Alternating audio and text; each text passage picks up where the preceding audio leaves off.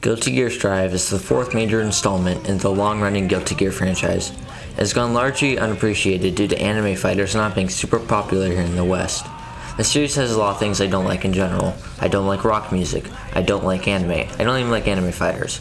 So when I tell you that these are some of my favorite aspects of Guilty Gear Strive, you should be thinking that this is one of the best fighting games ever made. Body's bullshit blazing, still my heart is blazing. If the word kill me, I don't need a new one under you. Soon you will know, we already know the smell of the game. It can be really overwhelming at first to learn all of Strive's new mechanics. You have tension meters, bursts, Roman cancels, special moves, air dashes, supers, and all that jazz.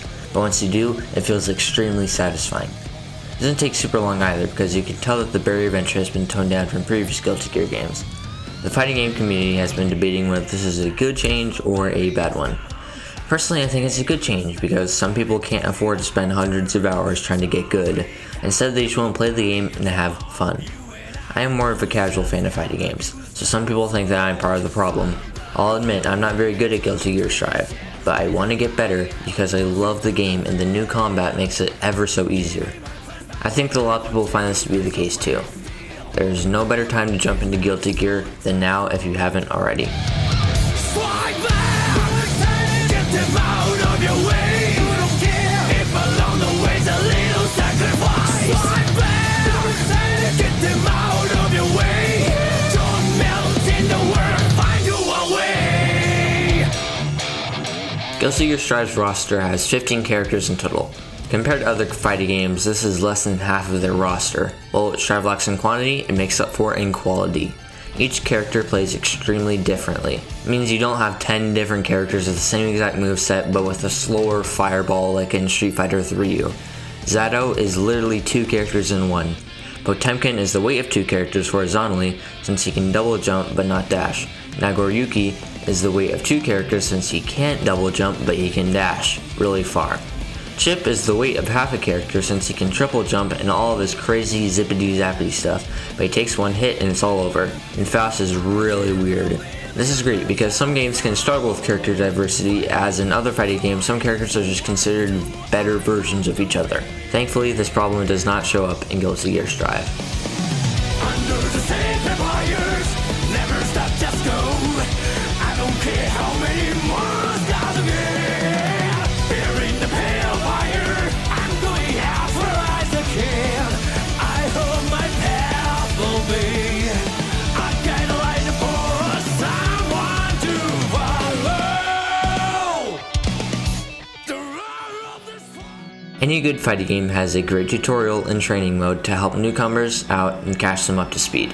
From basic mechanics like blocking and dodging to more advanced ones like RCing and punishing. It's all explained to you in the mission mode. For the most part, it is explained extremely well. I do think that it is lacking some character-specific combos though.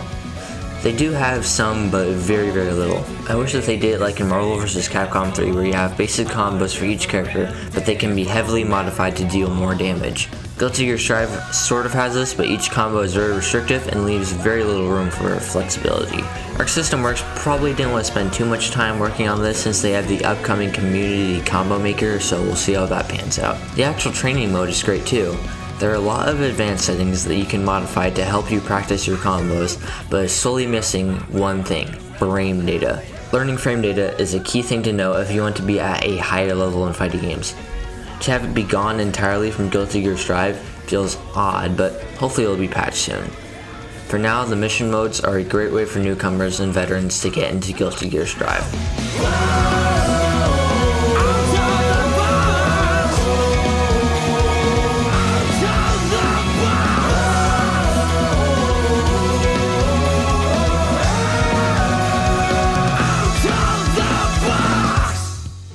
Another thing they have to talk about is Guilty Gear Strive's graphics.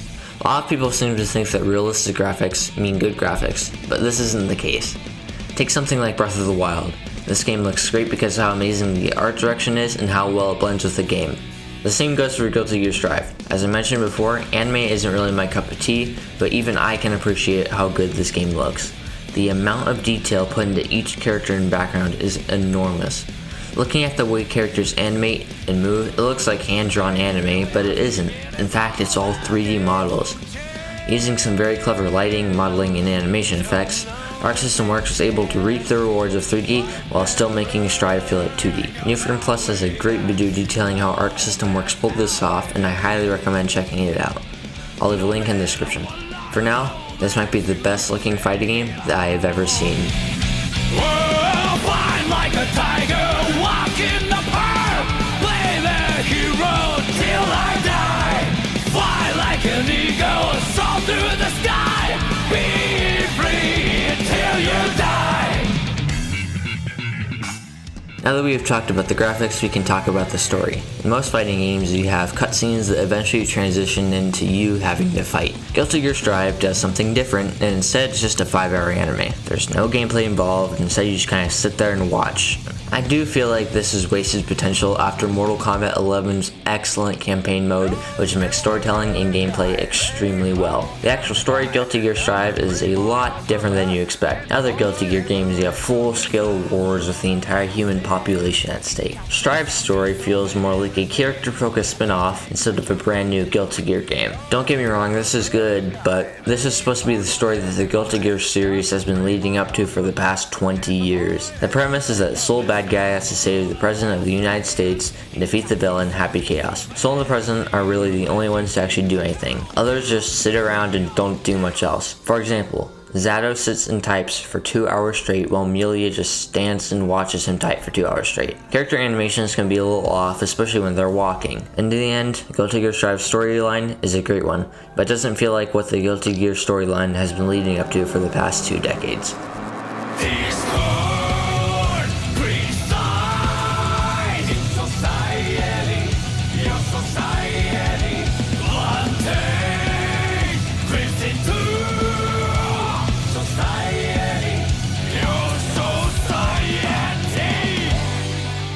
Guilty Gear Strive single-player content consists of an arcade mode and a survival mode. Arcade mode is definitely odd this time around. For the first 7 stages, you wipe the floor with the AI, but for some reason, the boss fight at the end is extremely hard. Why is there such a huge jump in difficulty? It makes no sense. It would make sense if it slowly eased you in, instead it just kind of shoves you. What is really cool about the arcade mode though, is that another character can show up to help you fight. You can pull off some really crazy stuff, and hopefully it'll be added into the game as an official mode later down the line. There isn't really any reason to try and beat arcade mode, as there are no arcade endings, just some pre- and post-match dialogue here and there.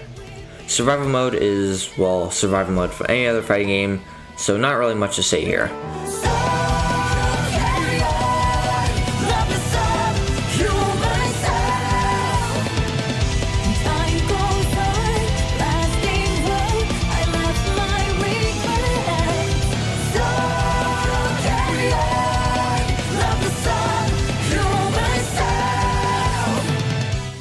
Now let's talk about the online, and this is a big one. First off, the netcode is the best netcode that I have ever seen. I have had no lag and no issues while playing online.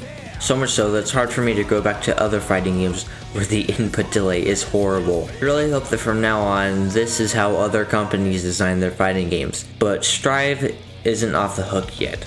We have to talk about the lobby system. This is the way you're supposed to play Guilty Gear Strive Online, and it's not the ideal way to. What they're trying to do is replicate the feeling of being in an arcade, walking around, and challenging people. The thing is that they also replicated the not fun parts of an arcade. Waiting forever to match, trying to find somebody to play, AFK crackheads, and even machines being out of order. I like the pixelated art style, but it can be frustrating at times, especially when you keep seeing the same people over and over again. The ranking system, on the other hand, is actually pretty good. If you keep losing, you don't get deranked, but if you do keep spamming moves and lose, you will get deranked. This rewards people who actually want to get good at the game and punishes annoying players. You get ranked by floors or different lobbies, and the highest lobby you can get to is Heaven. When playing, you can unlock a currency that is called something else, but I call them space bucks. You can spend space bucks at fishing stands where you can unlock past music, trailers, concept art, and new cosmetics for your little character. Overall, Guilty Gear Strive's online needs some work, but the netcode and the ranking system is some of the best that I've ever seen.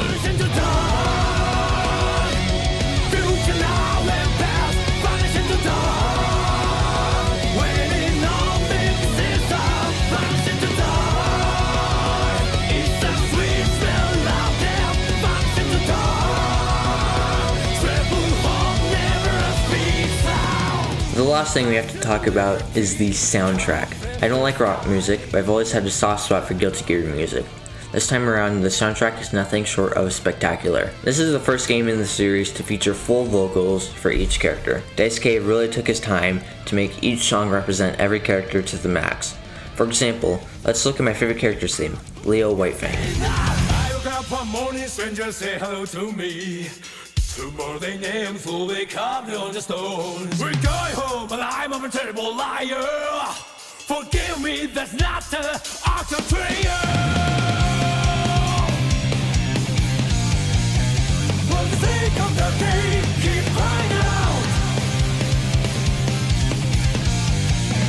Swing the soul, swing the soul, swing the freaking soul down.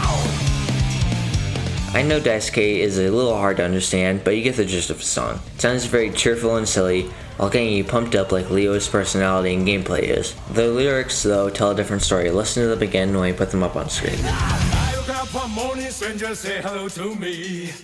Tomorrow they name full, they carved on the stones. We're going home, but I'm a terrible liar. Forgive me, that's not the art of prayer. For the sake of the day, keep crying out. Swing the soul, swing the soul, swing the freaking soul down. The lyrics represent survivor's guilt in war, and since Leo is the king of his people, he fears failing them. Another good example is the actual Lowe's theme. Try and figure out what the lyrics say in this theme. I grew past my atoms, back well, the smell from that cafe makes me hungry, I knew all about it. Think you got it? No, you don't. Listen again with the lyrics on the screen. I grew past my atoms, back well, the smell from that cafe makes me hungry, I knew all about it. Axel's character is very carefree and chill. These random words are probably just the thoughts running through his head. Or Daisuke is just randomly adding words as he likes to do in Amelia's theme. Guilty Gear Strive's soundtrack is possibly the best in the series, and possibly my favorite soundtrack ever.